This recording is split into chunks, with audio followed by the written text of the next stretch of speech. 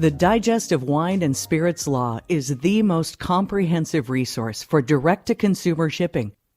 The Digest is edited by a team of compliance experts who are in the trenches every day for DTC shippers like you. The Digest's powerful online database of rules, regulations, and policies puts essential information at your fingertips.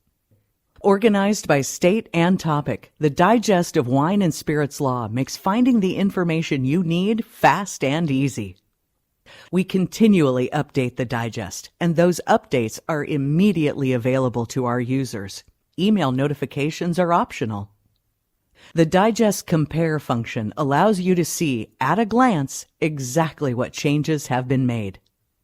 You will rely on the Digest's in-depth articles and tables of requirements for both direct shippers and suppliers. The Digest of Wine and Spirits Law. Call or subscribe online today.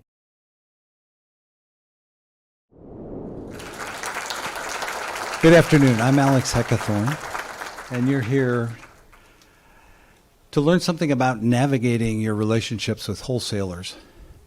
Some practical information. I am a compliance consultant and have been doing this for many, many, many years. And one of the things that I have to untangle are mistakes made by suppliers when they've entered states without understanding the regulatory structure that they're about to face. As a result of that, they've made mistakes which have made changes and controlling their brands much, much more difficult. And this program sort of grew out of the perceived need for that. I've transitioned from doing sort of the day-to-day compliance of this nature into being the editor of the Digest of Wine and Spirits Law, which is a compliance Bible for large suppliers and small suppliers as well, but it is a very large database which gives the rules for wholesale and direct-to-consumer shipping for all 50 states, and that includes the control jurisdictions of those states as well. And we thought that maybe we would put this together. And with me today is Grant Hemingway. Grant is a serial brand creator, and I know from trying to schedule with him over the last few weeks to get this presentation ready that he's been traveling the nation talking to his distributor partners throughout the United States about bringing out a new product and a new brand into the marketplace. And as a result, he's here from the field. And one of the things that we realized is that the landscape is changed and that it's even more important now that suppliers know about what they're facing when going into a state and helping their distributor partners. Grant, would you like to say a few words about what you see about that? Yeah, I would like to admit that I was one of those suppliers that was making the mistakes on the front end. And Alex has been tremendous in helping me, but I have been fortunate to have exposure to a lot of shapes and sizes of wholesalers. I've inherited national distribution brands. I've done several startups from the ground up, so a fresh 50 states and really designing what that can look like, all the way up to managing a national beer distributor network. But the one thing I think before we even jump into the talk is to really acknowledge a lot of the themes we've been hearing today, which is there's a lot of concern within our industry, and there's the doomsday headlines that we're all reading, and I don't think there's really a way to escape, right? This moderation movement, the oversupply, the inflation, the 20 headwinds that we're all facing. These are just realities, and but I think in this talk in particular, we need to realize that the supplier and wholesaler relationship is a partnership. And they're facing those same headwinds as well. So if at all possible, try to be empathetic to them. But what I hope today to really assist with is helping develop a strategic approach to how you enter a new market, the things you should be contemplating on the front end, and really leverage those to give you strengths when you are deciding to enter a new market. So our agenda today is to cover some topics which most people, a lot of focus has been on engagement. We're going to talk about engagement with wholesalers. You can't sell to consumers or reach consumers until you get a wholesaler in a lot of cases. Unless you're doing DTC. So, unfortunately, selling wine in the United States generally requires some compliance with the state laws. And there are third-party servicers who fill in those compliance gaps that the winery may have. And we want to talk about those and what the problems are, why you would want to prep for entry market before you get to talking to wholesalers, what resources are available to you, whether or not to enter into distribution agreements. And while wine has sometimes been slow to take up written distribution agreements, we're seeing distributors more and more want to have written agreements with theirs, and how to make a change once you have a distributor in a state. So the goal of this presentation is to prepare you to enter a new state, give you the tools to succeed at it, and how to deal with underperforming distributors who you may need to change. And one of the things that we're here to give you is that, so our goal is to help you prepare, just demystify some of the regulatory things, and to highlight some of the tools that are available to you, including the Digestive Wine and Spirits Law. And more than anything is to protect your brand. Grant, do you want to add something about the value of compliance? Yeah, I think this is one of the least sexy topics of today, but compliance is grossly underestimated. And I think in my experience, having an understanding of the compliance can actually be a tremendous benefit. I don't care where you are in your organization. I know a lot of you may have compliance specialists or you outsource it, but having an understanding whether you're in market as an owner, a winemaker, a marketer, really having a grasp of the nuance to compliance can become a strength. And I just think that we should stop underestimating the fact that we are all involved in likely the most complex three-tier wholesale industry that there is. And you often hear that, well, why don't we let the distributor handle it?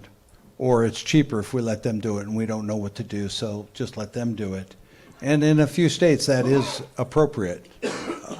In New York and Oklahoma, you would definitely do something along those lines. But I'm going to pose a different question of why should you handle it? And part of that is many wineries entering distribution, right, already have DTC programs. So does there a potential conflict with your DTC program? Who's the primary source in those states? What about extensions of your brand? And what about changing the wholesalers? There is a lot of chance for you to lose control of your brand in a state if you let the distributor do it. And one of the areas that we want to point out to you that is a problem is the direct-to-consumer link. In these particular states, there's a conflict between doing a DTC program and having your wholesale brand registrations. And as a result, you can do that. In your packet of materials are those two tables from which this example was drawn from. And it shows you that in both Louisiana and New Jersey, there are conflicts between running your own DTC program and then letting your wholesaler do something else for you. So this is one of the areas you want to look out for. Sometimes there are conflicting license types as well, and sometimes to enter wholesale, if you're doing DTC, you need to change your license type, and then you'll run into problems like in Indiana, where potentially you have to have a different license to do both. So you have a copy of this table, which is a summary table from the digest that tells you quickly what it is. Go ahead and advance it. Primary source is another issue. I don't know how many of you understand the concept of primary source, but most states want only one supplier to be supplying product into the state. As a result of that, once you let a distributor start to register you in a state, he becomes the primary source in that state, and often they'll send you a letter that says, I appoint XYZ wholesaler as the primary source in the state of whatever state it is. The problem with that is then that is registered with the state as the primary source, and later, if you want to change that wholesaler, it's very, very difficult to change that wholesaler as a result of that. Next thing. Brian, do you want to talk about extensions and secondary brands? Yeah, I've fallen victim here a couple times. In the instance where you're creating extensions or diffusion brands or secondary brands, whatever you want to call them, even private label, I just think it's really important on the front end that you understand the optionality that you may or may not have. And so I think understanding each assignment, brand rights, primary source, and then as it gets into the franchise states even more so, what rights do you have when you're trying to launch a secondary brand or something that's maybe different than wine, but you're still producing it? It's just very important to understand how the decisions you make today and the rights assignments that you make can impact your business down the road. So I would just really encourage what I call future proofing. So you want to make sure that down the line you're not held hostage. And indeed, many wineries will tell you that they have only one brand and they're not worried about a secondary brand, but it's surprising how many times I've seen second brands be created. The other problem with having somebody else be your primary source of registering your brand is when you go to change your distributor. If your distributor's registered the brand and you want to change that distributor, not only potentially do you have the franchise issues to deal with, but now you're going to have to deal with the state of changing it back to yourself. So you really want to have control going in the first part. How is it that some people end up in control? Well, a lot of times we think about using third-party services instead of that. And who do I mean by that? Well, let's say Total Wine calls you, or Whole Foods calls you and wants product. Most of the chain retailers have their own clearing distribution networks that they've worked with for years. And in the case of Total, you're ending up working with Deutsch or with Winebow, and they're assigning your brands across multiple states. And once they do that, now if you're tailing with a secondary label or a control label exclusively for them, that option may be a good option. But beware, do not give your flagship brand, the brand that you would want to market and sell into other states, to a program like that. We have clients who are aced out of several states because Deutsch registered the brand first in that state, and the state now will not let them register and assign a different distributor. It was great for Total, but it's not so great when you want to sell to restaurants or other places like that. The other types of companies are the fee-based companies, MHW Limited, Park Street, USA Wines West. These are people who charge a flat fee for distributing your product nationwide to you, and they do all the registrations, they hold the licenses, they appoint the distributors. Again, the same problem. You didn't hire the distributor, they did. So if you want to fire the distributor, they have to fire the distributor. Makes it very difficult. There's another also major problem. They're collecting your receivables for the wine sold in that state. This is a problem with your bank and a problem with your cash flow. Then we have the other people like national marketing companies, Folio Wine Partners, Dawn & Sons, Wilson Daniels. That's a little different. They're buying the wine from you, probably in California, and distributing it for you. They're marketing the wine. They're finding the right distributor groups. That's a viable option, but essentially you're not selling the wine into the States. Your marketing company is selling it in. Then there's marketing platforms like LibDib and Provi, but you're doing the compliance yourself anyway under those programs. All they are is basically a clearinghouse for orders and running it back through R&DC for you. But the reality is that you're having to do the compliance anyway. So the point is to understand the implications of giving up control over your brand to do the compliance in those situations, because You want to maintain control. And the reason is, it's cost effective to maintain control, ultimately. You can set the margins, you can negotiate, you can do it. It requires doing your homework. You got to leverage your resources and your future proofing, and you're maximizing your options. Okay, so now we're going to talk about a little bit about preparing for market entry, and this is to give you the best benefit in going into a state and starting your negotiations with it. In your package of paper is a checklist that we've provided for you that is a checklist for entering into a new state. And we think it would be really good at this point for you to understand some of the things that we're going to look at on that spreadsheet and how you can get the or checklist and how you can get the information for that.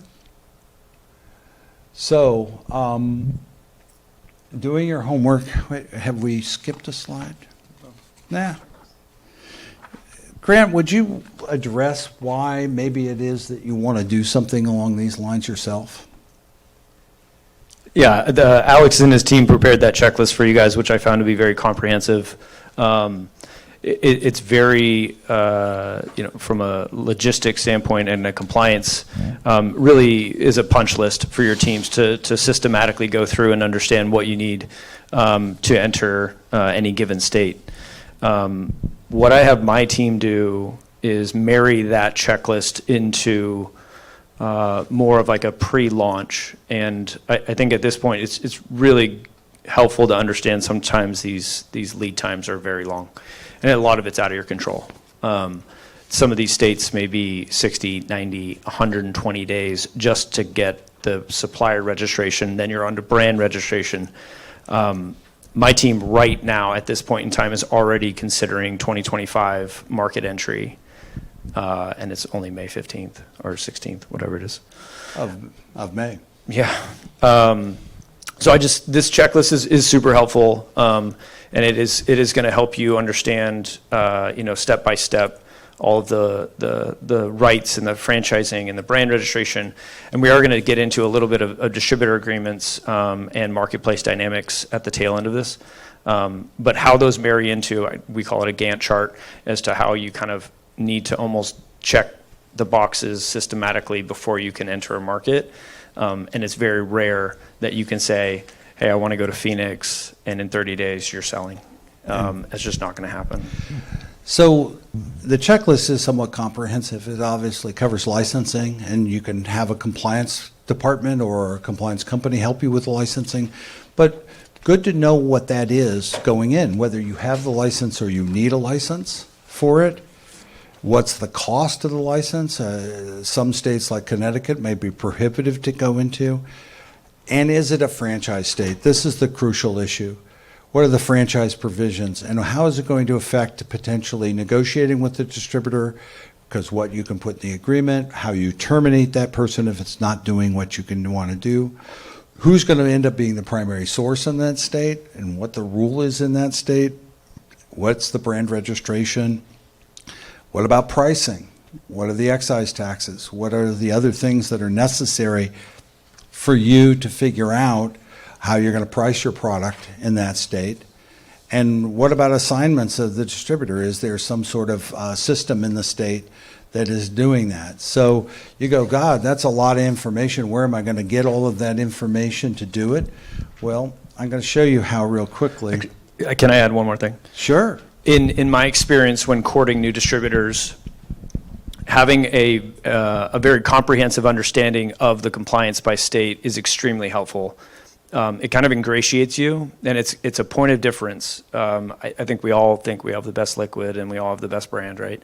But when you're talking to prospective distributors, walking in and acknowledging that you know the market dynamics, the pricing, the channel strategy, what it takes to be successful in their marketplace is an immediate differentiator for you above and beyond your competitive set.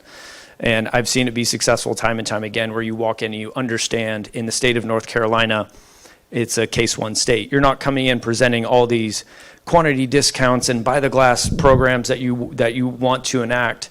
And the distributor is going to look at you and say, I can't do any of that. You don't know our market, and therefore you don't want to be a partner. And so I just want to say, like, that's to me where owners and marketers and salespeople can really utilize compliance to their benefit to help strengthen, your negotiating and a successful courtship of a distributor.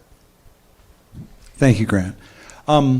So how would you get that information readily, quickly? Would you spend a bunch of time looking at the state? Or I can show you how. We're going to run a quick report. We're going to show you a little video about how quickly you can generate a report for 3 states, Connecticut, New Jersey, and Texas. By the way, the punchline is you have a copy of the report that we're about to generate on screen in the packet. So what you do is you go to the State Digest, you start to pick your states, and then this state, we decided to do Connecticut, New Jersey, and Texas. Everybody wants to be in the Texas market. You'll notice that simply it's just going through pick the states. Then what we're going to do is we're going to pick some topics. The digest is arranged in topical ways, so every state looks the same. It's the same topic list that it's easy to find, something you can relate to, something that mirrors the terms and not necessarily the state's antiquated way of describing the same process that we're doing.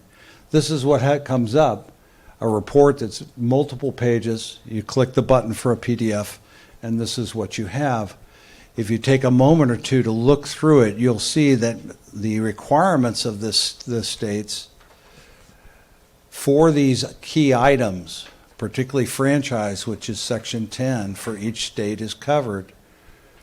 Connecticut's an interesting state if you look at, because there are various licenses which allow you to sell wine into the state, but they distinguish between imported wines, wines that you make, wines that you want to DTC, and wines that you wholesale.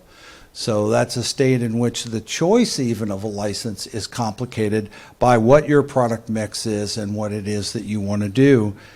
In addition, you're going to get information about what the excise tax rate is and all the rest of that to be able to help set your pricing. I've had several transactions come right down to the last minute in which the suggested retail price was cut into by a margin or a tax rate change that nobody took into account. And all of a sudden, the whole thing is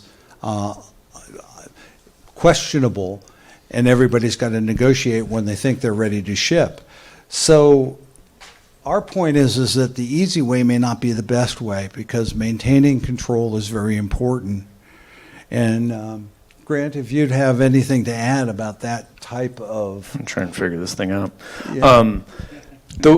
One thing I would add, our team uses the digest as a source of truth. I can give you one specific example. Just last week, we were going to run an MIR, a mail-in rebate coupon, and it was an idea that stemmed from the market manager in North Carolina.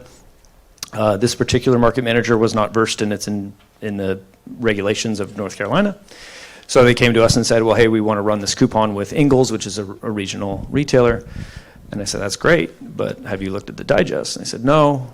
Was it? Well, MIRs are illegal in North Carolina. So I think it's just a small example of how, A, you need to be versed, and B, if I had gone to my legal counsel for that exact question, hey, can I run an MIR in North Carolina? I probably would have been, I don't know, what's the going rate for our lawyers these days? A lot. Let's just say it was $1,000 email. I automatically would have paid for this tool. So I just think there are big reasons that you can use the digest, and there are small ones, like just a very, almost like a whim question that you get answered. Thank you for mentioning that, Grant. The digest part that we've just shown you is primarily the part that deals with licensing and brand registration, the sort of basic compliance to get into a state. But more than that, the digest also has a whole section on trade practice, which includes couponing, instant redeemables, mail-in rebates, point-of-sale materials, consumer tastings, retailer tastings, all the type of trade activities that you want your sales force to do. And in fact, several of the very large suppliers in the United States have their salespeople have access to the digest for the purposes of clearing an event like he talked about, not showing up in some state saying, oh, guys, I want to go run a variety of tasting events here in the state, only to find out that they can't do it, or if they can do it, how they have to do it, either with the distributor's help and whether they can participate in the help or not. In Texas, yeah, there may be. In New York, you can get a marketing permit. All of these are answered in the digest, in the trade practice areas that help marketers understand what they can and can't do with it. And, basically, as Grant said, that showing up with an idea that's DOA because it's illegal for the distributor to participate in it is not a way to engender confidence with them about what you can do and can't do in that state, and makes it seem like they're having to babysit your brand for you when you're trying to take control of your brand. And again, so let's move on to distribution agreements, which is the idea that you're going to negotiate something. So whose form is it that comes? Interestingly enough, in the wine business, a lot of people will just use a brand assignment letter, not contemplate an agreement. But a lot of the larger distributors and the all beverage distributors, those are distributors who handle beer, wine, and spirits, are more versed to that. So, Grant, so what's been your experience recently, because you've been around the country trying to negotiate with a variety of distributors? What has been your experience in terms of what's being presented to you as an agreement? I mean, this could be a session in and of itself, and I'd want some more qualified peers up here to help me on this one. But I have sat across the table and negotiated a variety of contracts, from small to mid to large to total beverage, as Alex was describing. I think it's important to understand kind of the territory. It's very common in wine and spirits to have end-to-end or kind of statewide. As you venture outside of that, you'll start to get some county assignments, and that might require you to have multiple distributors per state. But payment terms, dispute reconciliation. I think the takeaway here is it is becoming more commonplace. I think initially it was very intimidating to enter into any type of distributor agreement. But what I've really come to realize is it becomes a kind of a guiding principle to the ways of working in this partnership, and that's what it is. It is a partnership, and so I wouldn't necessarily shy away from it.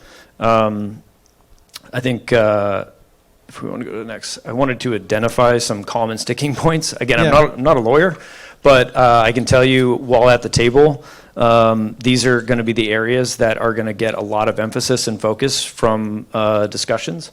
So the first and foremost is always to realize the state franchise law supersedes. So anything you have written in your agreement, throw it out the window, because the state is going to override, and a lot of the distributors know that.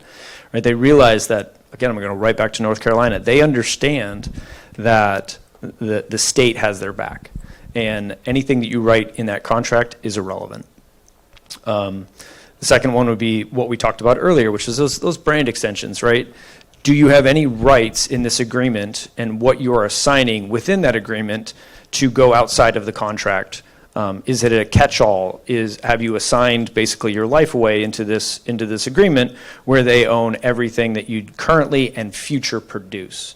A big one is what we call the supplier and distributor obligations. So areas that of expectation that the supplier is going to come good on, and what in mutual response the distributor is also going to. Sales goals is always a really interesting topic.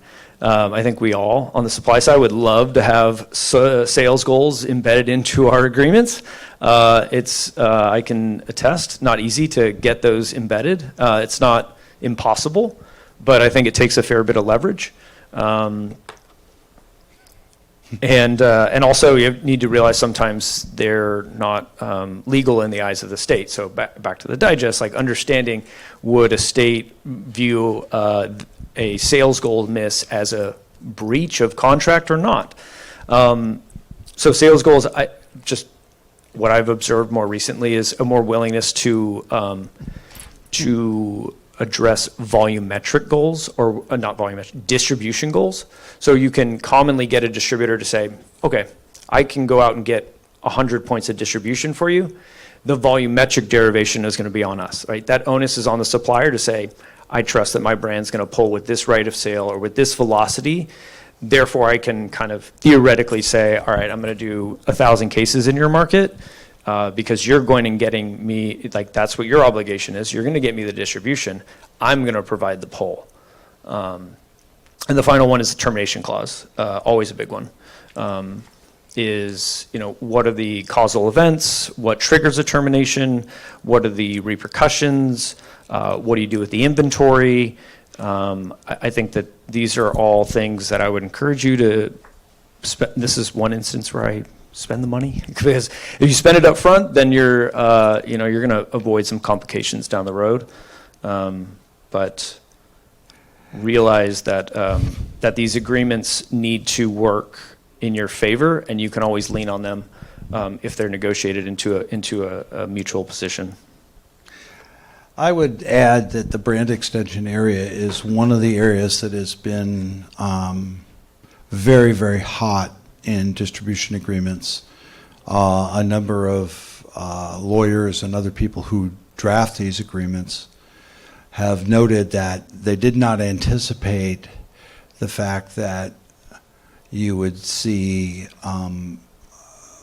things like Fireball become a malt beverage product instead of a spirits product, or that malt beverage products might become some type of RTD with spirits in it, or a wine product may morph into some type of wine cooler or some type of wine product that doesn't necessarily, if it's a specialty wine product under a certain ABV, it's going to fall into a different category. It's going to be able, in a lot of states, be marketed through the beer distribution channels, show up in grocery stores where wine's not showing up in grocery stores in that state. So you got a wine product sitting in a place where it's not supported by the traditional distributor, or say a wine in a keg that's carbonated in such a way that it needs to be on a beer draft line, not on a nitrogen system if it's a keg.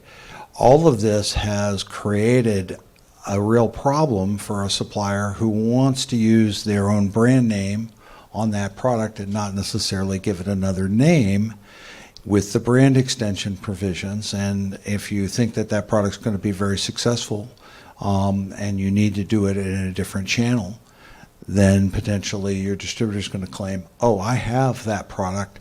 And even though you know that they've done a great job for you in restaurants, you don't really think they're going to do a very good job for you on the beer aisle. All right? Two more things came to mind.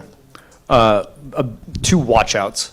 Right of first refusal, right? The ROFRs that are commonly embedded into these contracts, be very cognizant and wary of these, because you may think that you are assigning a distributor one state, but if a ROFR is in there, a right of first refusal, they're going to have the rights to gain future distribution if they're a multi-state. So just watch out for that. The second watch out is, and this one is, this is government mandated, but consignment sale. The definition of a consignment sale would be something like the distributor can sell you back their product if it doesn't sell. That's illegal. It is I think it's the Wholesale Act. But just watch out for those, because in essence you are creating a consignment sale, and in our industry that is illegal. And that is an area in which both MHW and Park Street recently paid TTB a considerable amount of money for fines based upon a marketing strategy that seemed to TTB to be a consignment sale. I am sure those two companies argued vehemently that they were not consignment sales, but that is part of the reason for figuring out why to craft payment terms that are reasonable and enforce those payment terms with your distributors. It's not to say that you want to be so hard-edged with them as to ruin the relationship, but it is an area in which, as a supplier, you're having more difficulty with than they are. So as a result, I can strongly recommend it. So yeah, thank you. Let's go on to making a change. Thank you, guys in the back, for trying to fix this problem. All right, making a change. You got an underperforming distributor in a state. You want to change. So the very first thing that you're going to do is, does the state law allow it? In other words, back to franchise again, or what is the process for doing it? Or what about dueling in that state? So appointing a second distributor to cover the state better. Can you do it? What about, can you give the new distributor better terms than the old distributor? Is there a discrimination or non-discrimination clause in place? What are the termination options and fees that you might have to pay? What about the existing inventory that you have on the premise? Almost all state laws are very interested in making sure your prior distributor gets his inventory purchased by either the new distributor or the supplier on a change at the laid-in cost. And the laid-in cost is the taxes that were paid and the freight. And sometimes the laid-in cost includes some sort of floor tax or floor premium for the fact that it was sitting on their floor. A lot of suppliers have told me, well, I don't really care that they have it and they can do what they want. But again, brand dilution is a terrible thing when in California, you all understand this reference that if the wine ends up in grocery outlet, and if your wine is at $25 a bottle in most places and it ends up in grocery outlet at $15 a bottle, you may not want your brand to suffer that. $5 a bottle. What's that? $5 a bottle. Yeah, well, hey, and indeed, that's the way the distributor will offload it. So, and so what's the timing to work out? Can you do a transition? You don't want to disrupt your sales. This is an area where real caution is needed, and it's best to seek help for proceeding. And we recently had to untangle a problem where the client sent out an email saying, "You're fired. Thank you very much," and that's it. And there's an entire process in the state to do that, and requires 90-day notice and everything and like that. But they just sent it off, and then they had to write back the next day saying, "Oh, no, we shouldn't have done that." So, do you have anything to say about this process of changing? Yeah, too much. I've had more transitions in distributorships than I like to admit, but I think the disruption to sales is one thing from a trade practice just to be acknowledging of, right? Like, you're never just going to not skip a beat. It's going to take it can take 6 months. It can take 12 months for the assuming distributor to get back up to speed. But I think what is important to realize is even before you're thinking about a transition, understand if it's possible, right? Because you don't want to open up that can of worms and start discussing a possibility of a change either internally or ultimately externally with your current partner and saying, hey, we kind of want to buy the rights or we want to make a shift. If you don't understand the rights that you have to do that, you might be shooting yourself in the foot because you don't realize in the state of, back to North Carolina, I don't know why I'm picking on North Carolina today, but back to North Carolina, you're over the volumetric threshold and thereby you are franchised or married to that distributor. You can't just pick up and go over here, even though you feel like, distributor B is going to be a better fit and is showing more enthusiasm. The other thing that's happening and changes a lot nowadays is called the swap, I see. And that is where it's a trade of the brand between distributors.